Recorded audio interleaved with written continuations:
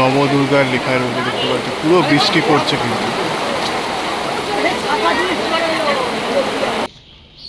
আমরা নবদুর্গায় মাতৃ উৎসবে আমরা আগের বছর। আশা করি তোমরা খুব ভালো আছো। তো আজকে চলে এলাম কিন্তু খিদিরপুর নবদুর্গা, তাদের কিন্তু এই বছর মানে 66তম বর্ষ।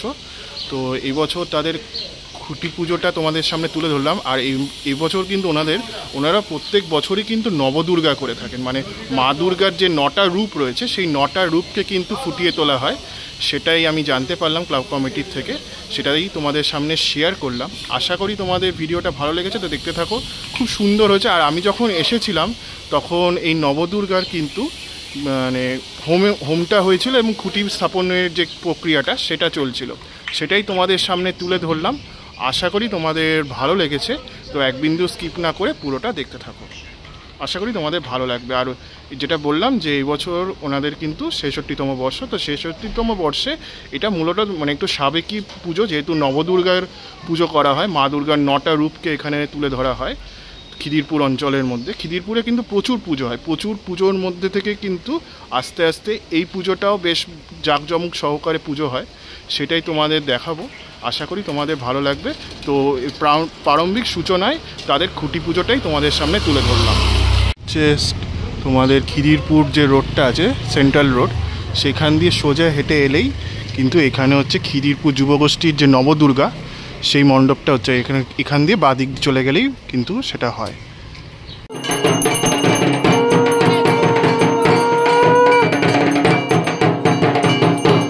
খিদিরপুর যুবগোষ্ঠীর নবদুর্গা তাদের কিন্তু খুঁটি পোঁতা চলছে আমার ঠিক সামনে, দেখতেই পাচ্ছ।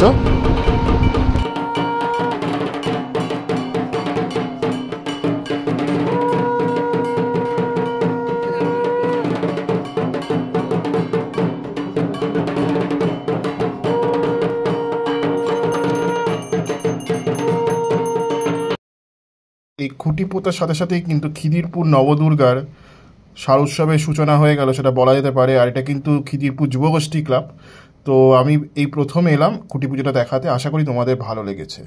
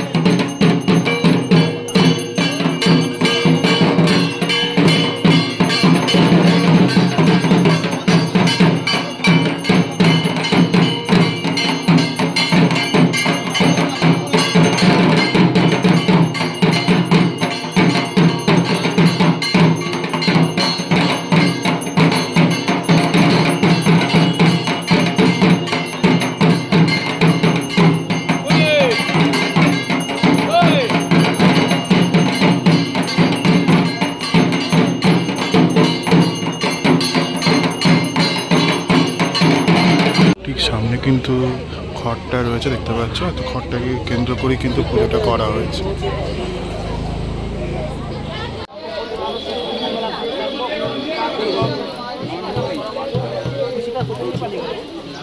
কুন্তল কুন্তল কুন্তল খুশিটা দে ঘি দেবে খুশি যাতে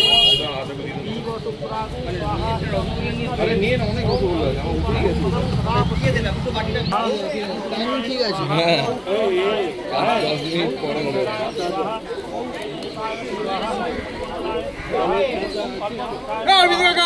রসনার বড় ছাতা আছে না বাড়িতে, দাও না একটা, অর্ডার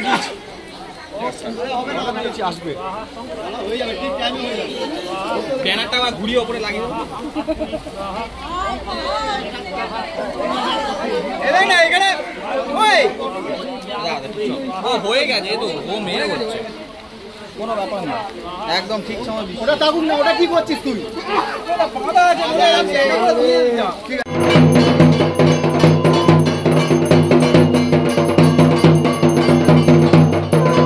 শেষ হওয়ার সাথে সাথে কিন্তু বেশ ভালো বৃষ্টি নেমে গেছিল। তো এটা দেখছো খিদিরপুর যুবগোষ্ঠীর নবদুর্গা, তাদের কুটিটার সামনেই রয়েছে। আর এটা স্প্যান্ড করে আমি দেখাচ্ছি, ভালো একটা পুরো মাঠ জুড়ে কিন্তু এই পুজোটা হয়।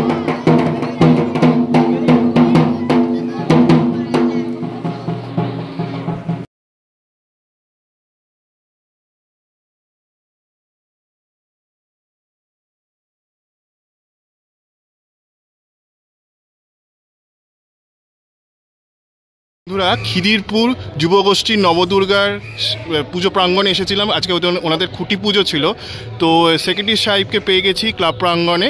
তিনি এই বছর বলে দেবে যে কি করছে এবছর খিদিরপুর যুবগোষ্ঠী। তো দাদা বলুন।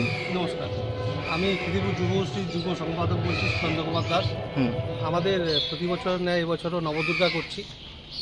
আমরা নবদুর্গায় মাছি উৎসবে আমরা আগের বছর বিগত কয়েক বছর আমরা নবদুর্গাই করছি। আমরা জনসাধারণকে এবং সকল পল্লীবাসীদের বলছি আপনারা আসুন, আপনারা নিরাশ হবেন না, খুবই ভালো প্রতিমা এবং পুজো উপহাস হবে।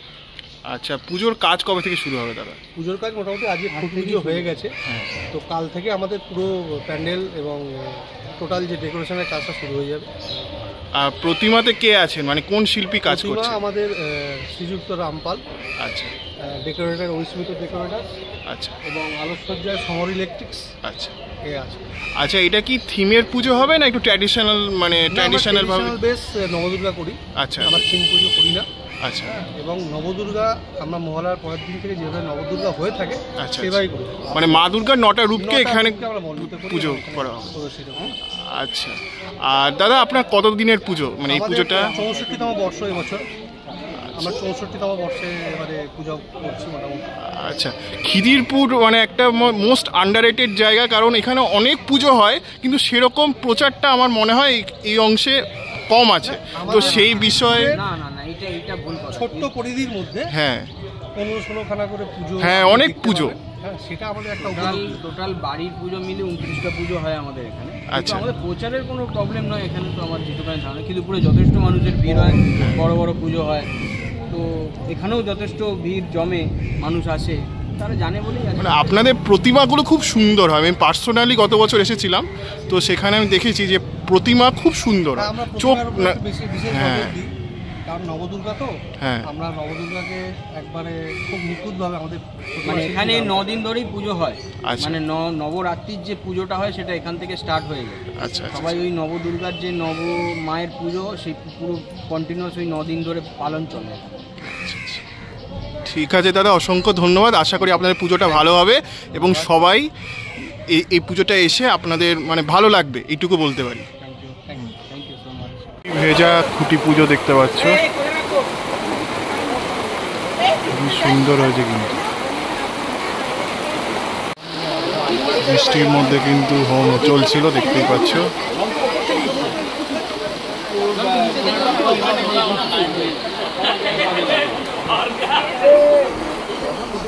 এখন খিদিরপুর স্টেশনে আছি, বেশ নীরব নিস্তব্ধ একটা স্টেশন কিন্তু এটা।